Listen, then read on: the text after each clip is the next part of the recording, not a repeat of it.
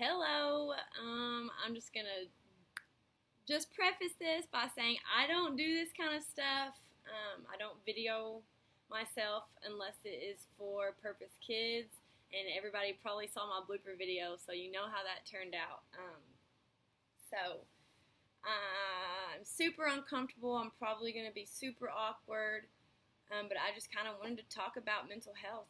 My post, and I hate when people say so I'm sorry. I'm really nervous. But my post got a lot of reactions, and quite a few people reached out to me, and I just feel like it was on my heart to just share my story. I have no true knowledge about mental health. I don't want to act like I know what I'm talking about. I just want to, like I said, share my story. Depression and anxiety is something that nobody likes to talk about. Obviously, nobody wants to admit that they are struggling, and it is kind of negatively viewed by people who don't deal with it. I think a lot of times the people who say, like, I have such bad anxiety or depression, they're kind of seen as exaggerating or just wanting attention. There's just a lot of negativity that is related to it, and I feel like that is why people don't share their story. And you can do that, or you can hopefully listen and maybe learn, and maybe this will help you. I hope that it lands on somebody. I feel like I just couldn't fight the urge to make an embarrassing video and share it. So I feel like this is for somebody. I'm praying that God just speaks through me, and then it lands on who it needs to land on. So without further ado, my mental health has been probably the worst that it has ever been. The past few months, maybe the past year, it's something that you don't really notice until, I don't know when I noticed it, but I guess the more I learned about it, the more I was like, wow, I do all of those things. Like, I'm a very anxious person, I have discovered. I do things that is not normal, that I, all my life, has thought was normal, and it was just a flaw, and that it was just weird, But I've learned that it's anxiety, and it's something that I can't control. I think that I don't know the word I'm looking for. I can help it, or I can, not let it be as obvious. I can cover it up a little better because now I'm aware, but it's still there on the inside. So now, like, I'm the person who I like to seem like I'm happy and I got it all together, and man, I'm not gonna cry. I don't know, just I know that I have a strong faith, and I know that other people know that I have a strong faith. So I always told myself, like, how am I going to preach the gospel and talk about how awesome God is and all that He's done for me, and then turn around and talk about how anxious of a person I am when there's multiple verses that says, do not be anxious, do not worry, all those things. Like, I couldn't come to terms with admitting it. But I realized that this is something that a lot of people suffer with, and it's not something that you should be ashamed about. It's part of life. It's an ugly truth. But I think the more we start to come in terms with it, or to terms with it, just the easier it'll get to get through it. So the past few months, I have been the lowest I've been. And whenever I say that, I don't mean that I have wanted my life to end. I don't know if I have thought that for a long, long time. I'm a happy person with my life.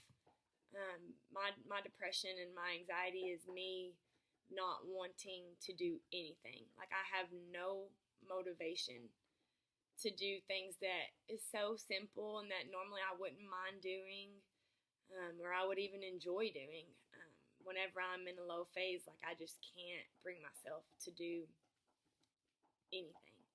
So right now, I have probably 2 basketfuls of laundry. My kitchen is a wreck. I haven't swept or vacuumed. I haven't made my bed in like 4 or 5 days, which that probably doesn't seem like anything unless you know me. I'm somebody who my house is always picked up. It's not always clean. I have a dog, so there's dog hair everywhere, but it's always picked up. I don't leave stuff laying around. My couch, my pillows are always where they're supposed to be. My bed is always made. There's never dishes in my sink, just stuff like that. Like, you would walk in and just, people always said that my house was clean, you know. And right now, like, I'm just looking around and it's just not, because I cannot do it. And I think a lot of times, like, we beat ourselves up. Like it's literally just making a bed. You take the sheets and you pull them to the top, you tuck them in a little bit, put your pillows on there, and it takes like 30 seconds. But every morning I get up and I look at it and it's just too much. I cannot do it. And I move on. And I'll come home and it just disgusts me. But I still cannot do it. Which I think that's probably going to seem silly to people. But like I said, like, it's different for everybody, and that's how it hits me. I don't want to be around anybody. I canceled plans with my best friend. Like, that doesn't take any energy to hang out with, but I couldn't do it. I couldn't get up, couldn't get off my couch. So I don't know, like, there's no explanation for it. And like I said, I think we beat ourselves up because we expect to be able to do those things. But I'm just kind of here to say that it's okay. Like, if you don't want to make your bed, if you can't make your bed for a week, don't make your bed for a week, okay? Focus on something else. Drink enough water, go on a walk, do something else that is productive. But if you can't do one little thing, then that's okay. I think a lot of times we focus on what we can't do instead of what we can do. Like today, I went on a walk. Me and DJ and Bentley, we went on a walk, and I did not want to. I tried to talk myself out of it, but I did it, you know. So I don't care that my bed is in there nasty because I did something. So I don't know if this makes any sense to anybody or if anybody can relate. I just think we're so hard on ourselves, and we are so quick to just want to hide the truth and pretend like we have it all together and that we are so happy, because that's what society wants. But we say that, but we're all struggling with it. So, like, society doesn't really want that. We all want to be able to be truthful and vulnerable and unashamed. So it's just going to take us taking that step and being vulnerable and not shaming other people, and just being open and sharing our story, because I'm sure it helps with somebody.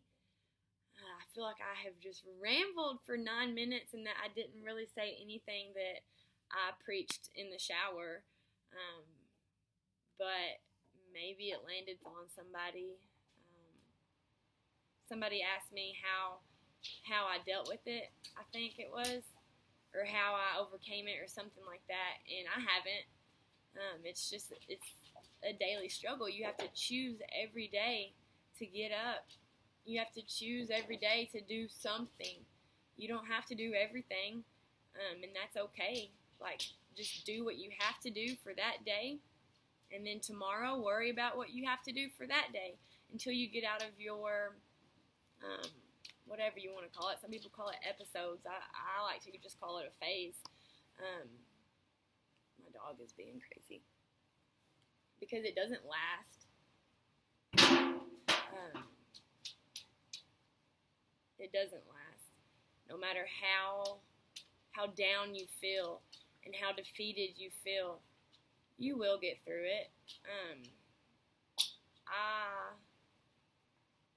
I guess I struggle with this a lot now that I start to think about examples. But a couple of months ago, I would wake up and just cry. And I am not a crier, really. I feel like I'm choked up right now, but normally I'm not a crier. I'm really tough. Like, I have a thick skin, whatever. Or that's the front that I put on. But I would just wake up and I would cry every morning on the way to school. And like I said, it wasn't because anything crazy happened to me. I wasn't sleeping, which that's part of my anxiety. I have such bad insomnia. I will lay in bed and my mind is just thinking of 1,000 things that I need to do or I can do or I should do, and it just will not shut off. So then I will toss and turn and I will not sleep. I think for like 4 days in a row, I probably got a total of 8 hours of sleep. So I was just exhausted mentally, physically, and I just wasn't myself. And I remember finally I reached out to my team leads for the Purpose Kids, and I just told them, I admitted that I was struggling, and that I needed prayer, and I needed just to be encouraged. And somebody told me the story of Moses whenever he was fighting a battle, which I'm no theologian, so I hope I don't get it mixed up, but pretty sure Moses, he was leading an army and they were fighting a battle, and God told him, like, whenever he held his cane up, if he held it up, they would win. But if you try to hold your arm up for a long time, it starts to get tired. So his arm started to get tired, and he started to drop it. And they started to lose. The enemy started to just kind of overtake them. And it took all of his friends to come and just lift his arms up. And that's kind of what anxiety and depression is. Like, it's not something that you should have to face alone. You have people around you who will hold your hand up so you can win your battles. You just have to be willing to reach out and to ask for the help, because your arm obviously isn't physically needing to stay above your head. So whenever you fight these battles on your own, it can overtake you.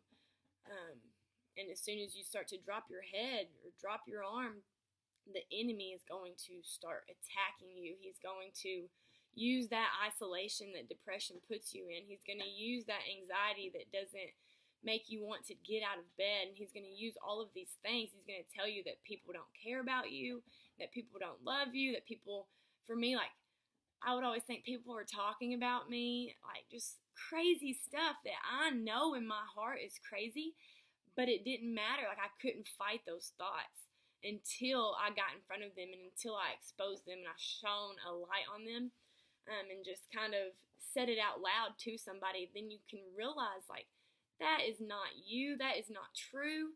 That is anxiety. That is depression. That's the devil. Man,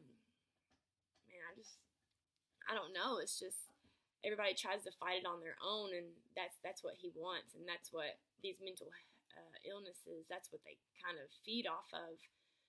So I just want to encourage everybody that you are not alone.